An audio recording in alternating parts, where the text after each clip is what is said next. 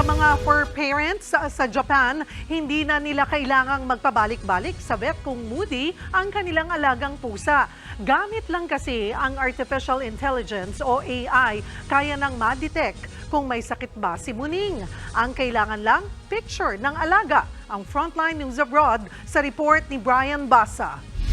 Pusa nyo ba'y laging mukhang galit o kapansin-pansin na medyo lagi na silang malungkot? Hindi nyo na ba matansya kung anong mood nila? Yan ang problema ng fur parents na may alagang pusa. Kadalasan, hindi nila alam kung anong gusto ni baby. Pero alam nyo ba na kahit mukha silang nonchalant o walang pake, meron daw 276 facial expressions ang mga pusa.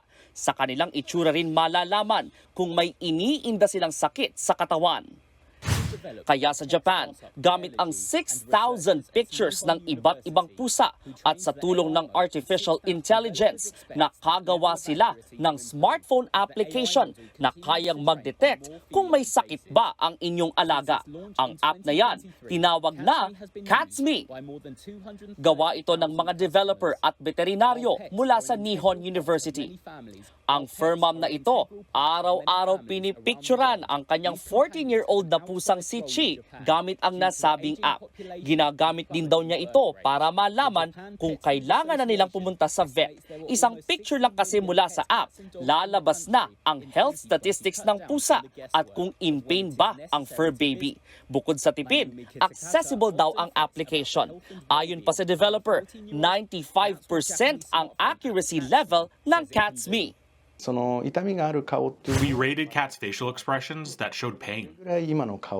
The AI can determine how much the cat's current facial expression coincides with the rated faces. Patuloy pa nila ngayong nilalawakan ang database ng mga expression ng mga pusa para mas tumaas pa ang accuracy level. Mula 2023, 230,000 na ang users ng CatsMe.